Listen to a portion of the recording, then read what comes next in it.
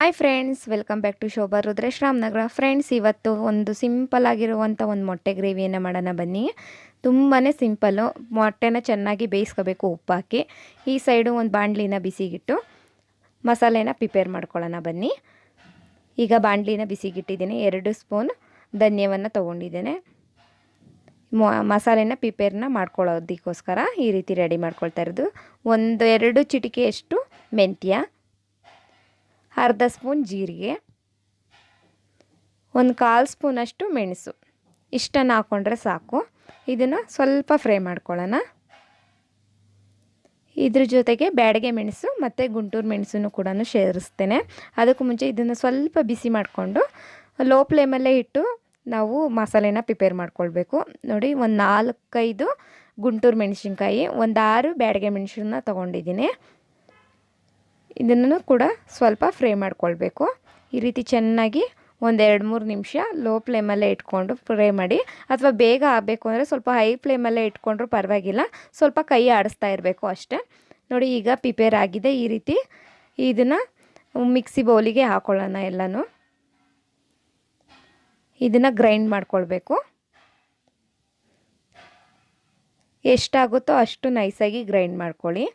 ತುಂಬಾ ತರಿಯಾಗಿರೋದೇನು ಬೇಡ, ಸ್ವಲ್ಪ ನೈಸಾಗಿದ್ದರೆ ಸಾಕು. ಅಲ್ಲಿವರೆಗೂ ಗ್ರೈಂಡ್ ಮಾಡ್ಕೊಂಡ್ರೆ ಆಯಿತು. ನೋಡಿ, ಈ ರೀತಿ ಮಾಡ್ಕೊಂಡಿದ್ದೀನಿ ನಾನು. ನೆಕ್ಸ್ಟು ಇದಕ್ಕೆ ಬೇಕಾಗಿರುವಂಥ ಮಸಾಲೆಯನ್ನು ಪ್ರಿಪೇರ್ ಮಾಡ್ಕೊಳ್ಳೋಣ. ಅದಕ್ಕೆ ನಾನು ಒಂದು ಅರ್ಧ ಗೆಡ್ಡೆ ಈರುಳ್ಳಿ, ಸ್ವಲ್ಪ ಕೊತ್ತಂಬರಿ ಸೊಪ್ಪು, ಒಂದು ಅರ್ಧ ಗೆಡ್ಡೆ ಈರುಳ್ಳಿ, ಟೊಮೆಟೊ ಮಾತ್ರ ಒಂದು ಹಾಕ್ಕೊಂಡಿದ್ದೀನಿ. ದಪ್ಪದಾಗಿರುವಂಥ ಒಂದು ಟೊಮೆಟೊನ ಪೂರ್ತಿ ಹಾಕ್ಕೊಂಡಿದ್ದೀನಿ. ಎಲ್ಲನೂ ಸೇರಿಸ್ಕೊಳ್ಳೋಣ ಮಿಕ್ಸಿ ಬೌಲಿಗೆ. ಮತ್ತು ಒಂದು ಸ್ವಲ್ಪದಷ್ಟು ಶುಂಠಿ, ಅಂದರೆ ಒಂದು ಅರ್ಧ ಇಂಚು ಶುಂಠಿ ಆದರೂ ಸಾಕು. ಮತ್ತು ಒಂದು 5-6 ಬೆಳ್ಳುಳ್ಳಿಯನ್ನು ಹಾಕ್ಕೊಂಡಿದ್ದೀನಿ. ಈ ಥರ ನೈಸಾಗಿ ಗ್ರೈಂಡ್ ಮಾಡ್ಕೊಂಡ್ರೆ ಆಯಿತು. ಈಗ ಒಗ್ಗರಣೆ ಮಾಡೋಣ ಬನ್ನಿ. ಅದಕ್ಕೂ ಮುಂಚೆ ಮೊಟ್ಟೆನ ಬೇಯಿಸಿದ್ವಲ್ಲ, ಅದನ್ನು ಸಿಪ್ಪೆನ ಈ ರೀತಿ ಚೆನ್ನಾಗಿ ತೆಗೆದುಬಿಟ್ಟು ಈ ರೀತಿ ಪೀಸಸ್ ಮಾಡ್ಕೊಳ್ಬೇಕು. ಅಂದರೆ ಹೋಲ್ಡ್ ಮಾಡ್ಕೋಬೇಡಿ ಪೂರ್ತಿ. ಈ ರೀತಿ ಮೊಟ್ಟೆನ 4 ಪೀಸಸ್ ಆಗಿ ಅಲ್ಲೇ ಕಟ್ ಮಾಡ್ಕೊಂಡ್ರೆ ಆಯಿತು. ಆ ಕಡೆ ಈ ಕಡೆ ತುದಿನ ಕಟ್ ಮಾಡೋದು ಬೇಡ. ಮಧ್ಯೆ ಈ ರೀತಿ ಮಸಾಲೆ ಹಿಡಿಯೋ ಹಾಗೆ ಎಲ್ಲ ಒಂದು ಮೊಟ್ಟೆನೂ ನಾನು ಮಾಡ್ಕೊಂಡಿದ್ದೀನಿ.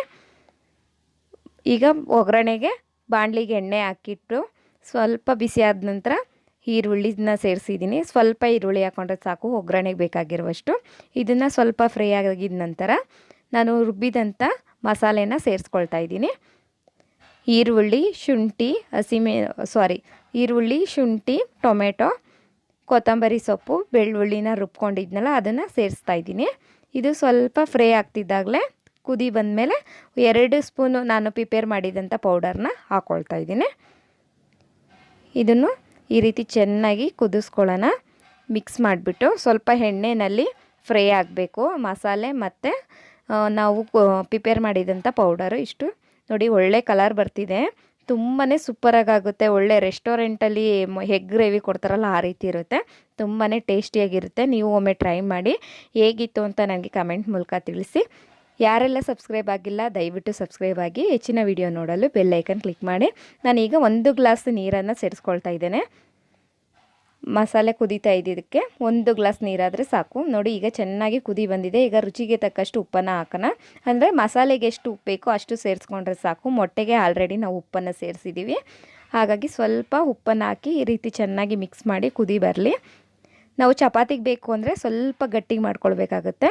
ಮುದ್ದೆ ಅಥವಾ ರೈಸ್ಗಾದರೆ ಸ್ವಲ್ಪ ತೆಳ್ಳಗೆ ಮಾಡ್ಕೊಂಡ್ರೆ ಸಾಕು. ನೋಡಿ, ಈಗ ನಾವು ಬೇಯಿಸಿ ಕಟ್ ಮಾಡಿ ಇಟ್ಕೊಂಡಿದ್ದಂಥ ಮೊಟ್ಟೆಯನ್ನು ಸೇರಿಸ್ಕೊಳ್ಳೋಣ. ಈ ರೀತಿ ಚೆನ್ನಾಗಿ ಕುದಿ ಬಂದಮೇಲೆ ನೋಡಿ, ಒಳ್ಳೆ ಕಲರ್ ಕಾಣಿಸ್ತಿದೆ ಅಲ್ವಾ? ಎಷ್ಟು ಸಿಂಪಲ್ ಅಂದರೆ ಸಿಂಪಲ್ ಆಗಿ ಅಡುಗೆನ ಮಾಡ್ಕೊಳ್ಬಿಡ್ಬೋದು. ನಾವು ಬೇಕು ಅಂದ ತಕ್ಷಣ 1/4 ಗಂಟೆನೂ ಬೇಕಾಗಿಲ್ಲ, ಬೇಗ ಪ್ರಿಪೇರ್ ಆಗುತ್ತೆ ಇದು. ಮೊಟ್ಟೆ ಬೇಯಿಸ್ಕೊಬಿಟ್ರೆ, ಮೊಟ್ಟೆ ಬೇಯಿಸ್ತಿದ್ದಾಗಲೇ ನಾವೆಲ್ಲ ಮಸಾಲೆನೂ ಮಾಡ್ಕೊಬಿಡ್ಬೋದಲ್ವ, ಹಾಗಾಗಿ ಬೇಗ ಆಗಿಬಿಡುತ್ತೆ. ಇದು ಚೆನ್ನಾಗಿ ಕುದಿ ಬರಲಿ. ನೋಡಿ, ಈಗ ಕುದಿ ಬಂದಿದೆ. ಇದಕ್ಕೆ ಕೊತ್ತಂಬರಿ ಸೊಪ್ಪನ್ನು ಸೇರಿಸಿ ಮಿಕ್ಸ್ ಮಾಡಿ